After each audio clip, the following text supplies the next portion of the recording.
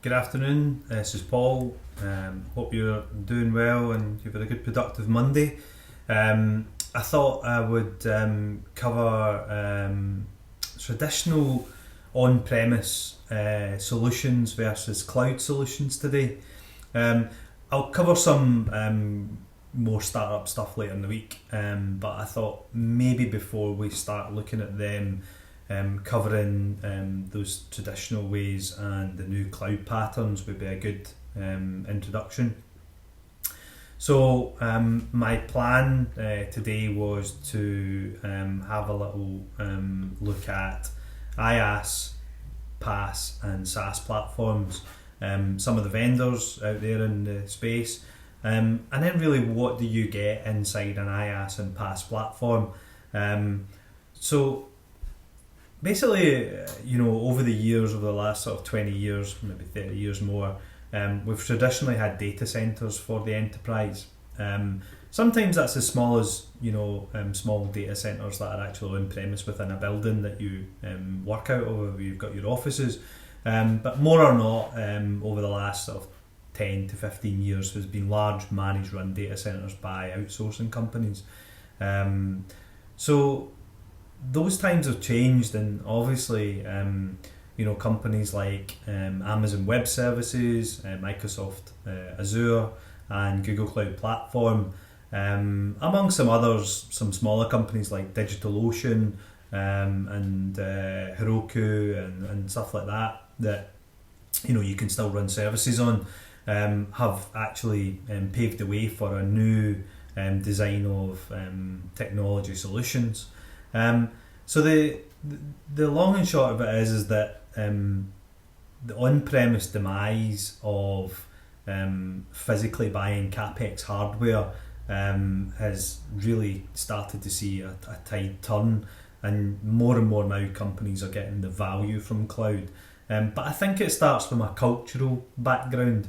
I think there's a big fear that within the technology community that it will put people out of a job. But I don't think it does. I think it's all about having the training platforms, it's all about the education. It's about recognising that it's just a new way to actually manage and run solutions.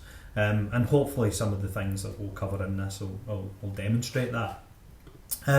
So who's the market players? As I mentioned, you've got Amazon Web Services, so everybody knows who Amazon is. Probably a good while back, sort of about 10 years ago, Amazon Web Services started to pave the way. Started utilising it myself back in sort of 2013, 2014, and actually, one of the first adopters, of cloud services on an enterprise was where I seen it, and basically what you're looking at is a platform that you can spin up hardware and software, but essentially it allows you to purchase commodity items without that large capex spend. So that's the same for all three platforms, to be fair. So IaaS, PaaS and SaaS. So what do they really mean? So IaaS is infrastructure as a service. What you find there is you are buying compute hardware to storage, networking and server compute power, and realistically it's the entry level to a cloud migration or cloud transformation. What you'll find is companies over the last couple of years have taken that first step and migrated off of maybe tech debt, older hardware, by virtualising using some of the partner tools that are available within these platforms on AWS, Azure and Google Cloud Platform. So that's the kind of first step. You obviously can use things like tools like FTP and remote terminal type sessions, but essentially it's just you're not owning the hardware, but you're still getting a very low level access to the platform. So you'll get access to the operating system, you'll be in charge of patching it, and then you'll be in charge of putting on your own applications and presenting it in the network fashion that you want. So if it's in DMZ or it's internet facing or it's behind a secure zone, However, that's just like the normal style of design, so it doesn't really detract from original solution architecture type platform design. The difference with PaaS is when you start to remove that infrastructure layer, so you no longer have to manage the application, the operating stack. So you're kind of taking it up a layer. Sometimes what you'll find is you can buy out of the marketplaces on any of the three platforms. You can buy a product. So let's say, for instance, there's a CRM product, and you actually want to deploy, Microsoft Dynamics, or you want to deploy, a CRM system. You'll actually purchase it predetermined with an operating system, so you don't need to really be concerned with what's on the operating system, because actually you're not going to manage it. The company that actually you've bought the marketplace purchase from is going to manage it. So that's a good way to reduce the operating supporting costs, but also allow you to then flip that to be reducing tech debt from a software currency perspective. So you'll actually be able to deploy new platforms, but without the base hardware and operating system management.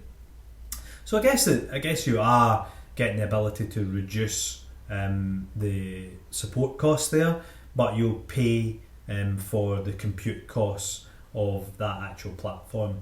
So you don't have to be too concerned about the operating systems at that point.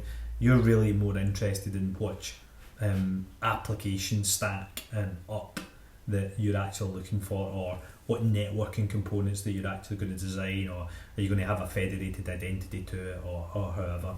So that's PaaS, where you're not managing what you get in IaaS, but you're just managing the application stack and upwards. So you maybe still also get alignment to some storage and so on, but again, does tend to be a design that's all encompassed in the actual application that you're buying. So what's SaaS? So SaaS is a commodity environment where what you're actually just doing is consuming the business processes. So a good example, again, CRMs are always quite good because there's quite a lot of usage within a CRM platform across the industry. So Salesforce is a good example. Salesforce is a bit of an interesting one because Force.com is a SaaS platform, but Salesforce is actually a PaaS solution as well, because you can actually take their own integrated market bolt-ons and add-ons and customise it a little bit. So it's a bit of an interesting one that kind of layers the PaaS and SaaS sort of granularity to be a bit more obscure. But SaaS platforms in general, you just have business users consume them. You maybe connect them, integrate them to third parties. You may have a federated identity that you want to already have, so you might have a big stack of users that you might want to integrate. And that's maybe where you do your RFP and your assessment, evaluation of the SaaS platform you're looking to do. So you're not buying any hardware or software, you're not buying any compute power, you're not buying any storage location. A good example of a SaaS platform is Gmail. So you simply want to write an email and consume all the other email functions. And that's it. That's what a SaaS platform is. So what's inside an IaaS and PaaS platform then? So it tends to be made up of lots of different components. I'll cover them more in general. So you'll have very much a technology enterprise architecture domain, but you'll slide into things like data, you'll slide into applications as well, but you're not really taking care of any business functionality. So what have we got? So we've got security. We maybe find that there's identity access management, there's maybe federated identity, you've got service account management, and you've also maybe got security APIs. So inside compute power, you maybe have some compute engines, So that's like you're getting a small virtualized platform to maybe do some terminal access to, but that's about it. You're not really going any lower than that. You'll maybe get something like virtualization platforms like Kubernetes. You may be getting the functions platform where you're getting small micro pieces of code, and it's very much a serverless code environment. You maybe also get some scripting environments as well that maybe run some of the sort of operational scripting. So within storage, you'll maybe have data stores, you'll maybe have file stores, you'll maybe have some data transfers, the kind of ETL type stuff. You maybe have streaming. You'll maybe have some other parts of storage for there. So where you maybe would have had software defined storage before. So you maybe have SANs, you maybe have NAS. So networking, you'll have VPNs, you'll have VPCs. So these are virtual private networks and virtual private connectivity. So your CDNs, content development network. So you basically, what you're really seeing there is you're seeing smaller and larger, and then content delivery networks. So the kind of biggest focus point from a networking is globalization of applications. You want to be able to serve that data in the area that you're actually working in. So that's one of the big benefits of cloud. So you maybe have hybrid networks that they're maybe going through cloud exchanges and things like that. You get network security, and you maybe get network intelligence. You've also got software-defined networks as well. Instead of that physical separation from the networking components, you've got the constructs before. What do you have in operations? Well, you'll maybe have things like monitoring, you'll maybe have logging, you maybe have audit, you maybe get some error reporting, you maybe have code debugging, you maybe also have billing, because that's also an important part of that. So you maybe have accounts that are actually not a user account, but they're actually a billing account. Inside data, so you'll maybe have big data, you'll maybe have relational, you maybe do some Dataprep, you'll be doing some pub sub, so some publishing and subscribing of data sources. You maybe do some data processing, so cleaning up data. What I said about good data in, good data out. So what other areas? You maybe have some AI, you maybe have some video, you maybe have some natural learning, and you also maybe have things like inside like Google, you can have the translation services and stuff. And obviously there's a marketplace and a partnering tool, so it kind of goes without saying, because that's really where you buy your PaaS solutions. So you can, as a company, you can make a Linux platform that you're going to maintain, and you're going to put a particular bit of software on it that your company either maybe made or you maybe purchased from a big vendor, and you're going to sell that as a developed, customized component solution that you're going to patch, but you want people just to consume. So that could be you publishing that into the marketplace. Or there's some partner tools there from various vendors, the usual sort of magic quadrant from Gartner. So that's the kind of rundown through of on-premise and cloud, IaaS PaaS SaaS, who's the vendors, AWS, Azure, Heroku, DigitalOcean.